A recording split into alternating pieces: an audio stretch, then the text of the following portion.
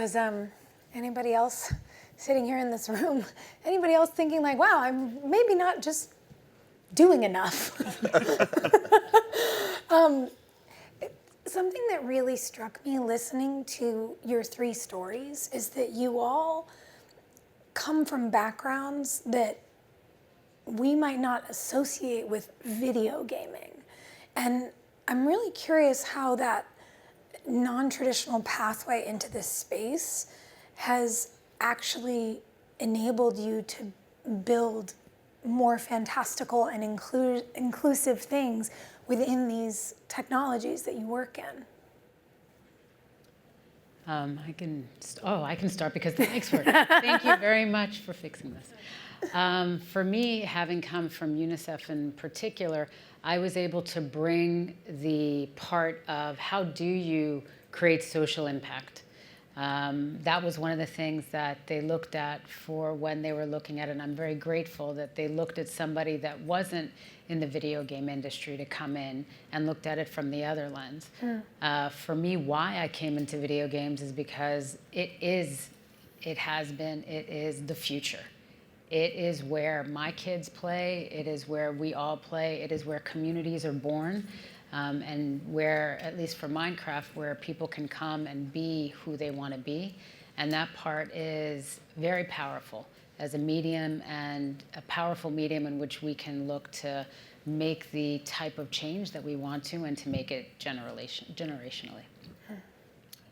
I think for me, it's a fairly direct correlation. You know, working in healthcare and initially this new bump in technology for video games meant that video games were movement for people who needed movement. And then we started going a little deeper and saying, okay, well, what if you can't move in this way, or what if you can't move in that way? How do we build things in? And because my team was one of the few in the world that was actually doing this in healthcare, we had partners like Logitech reach out to us and say, well, can you help us develop stuff for disabled people who want to play? Because we want to create an environment where everyone plays. And as we started to do that, you know, that was when we actually started to catch on to the social benefits of play, you know, and the social benefits of creating an environment where everyone can play. And, you know, social health is rapidly, or it already is the third dimension of health, but it's rapidly becoming recognized as that. You know, if you're lonely, it's the physical equivalent of smoking 17 cigarettes a day.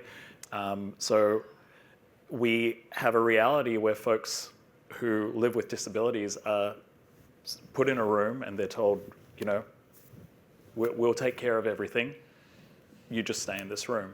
And a lot of people with spinal cord injury, that's their reality. And, you know, I had, you know, I would say we lost Chris in late 2019, and I had the terrible privilege of being at his side in the ICU when he passed. And it was not lost on me that he went from someone who very much did not want to be in the world to someone who was fighting to stay in the world. And it was all because of the community that the Quad Gods gave him. It's something that they haven't forgotten either, that they keep at the forefront of their mission to bring more people into the fold and give more people with spinal cord injury a chance to connect.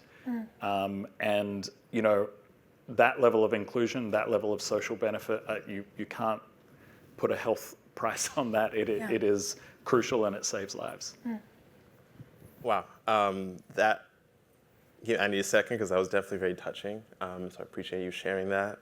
I think for me, I grew up a gamer. I was playing video games since I was 4 or 5 years old. And so that was an inherent part of how I learned, how I engaged with the world. And I think the idea of being in a video game, it's a limitless space. Like, you can fail, especially when it comes to education. You can build what you want to see. You have an opportunity to try things, experiment. And I think world building is something that is really powerful in video games, but it also, we all engage with world building. It's how we're immersed. It's how we identify with things and envision about the future. And so when I got the chance to build my own organization, it was a no-brainer that what I learned in terms of the importance of video games and immersion in different worlds was a tool to really change narratives.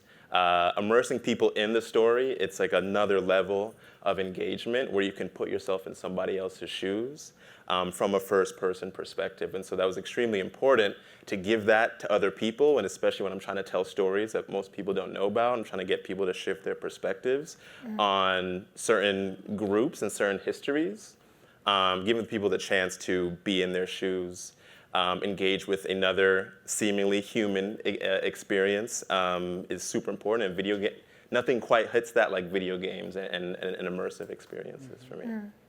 Well, and when you talked about the way that you grew up and how artful your home felt, what a cool thing to be given by your family, this pleasure of learning, you know, the sort of privilege of more stories. And it's not lost on me that that can be a win. And like the relation to gaming to, oh, I can dive into this whole other world that maybe not everyone knows about. You're sort of taking the luxury of books and music and art, and you spoke in your talk about how artful a lot of these spaces that are being created with these blocks become.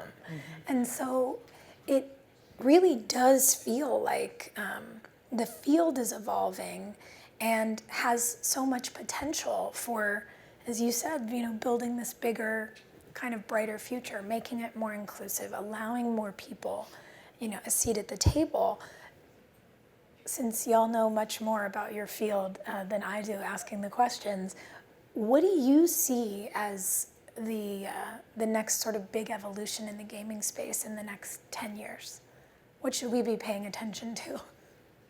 I mean, I think for me, before I ventured full-time into what I'm doing, I worked at Google in the Google education space at a space called Code Next, where we taught kids how to code through the lens of art and video games. And I think what was important and what is good to note is that we need to bring other people into the field. There's a sort of an identity that people associate with what video games are and who likes them, but a lot of things are created with the same technology that video games are. I mean, movies are made with 3D technology, and I think experiences are becoming more immersive, whether you're in the museum or whether you're on Netflix. There's more experiences where gaming is a part of mainstream ways in which we ingest media, and so I think that for me, in the narrative film media space, video gaming, and like that first-person perspective is going to be a lot more. It's going to be a lot more mainstream. And the way we experience the world and this sort of media is going to be also in the same lane, the same vein as video games. And I'm excited because people who don't normally associate video games with something they want to do, they're going to see themselves in that field. Yeah. Incredible. I have a million more questions for you all, but we're out of time. Oh, man. And I know they have to start another session, so I shan't stress the team and ask any more of these. But thank you so much, all of you. This has been incredibly inspiring.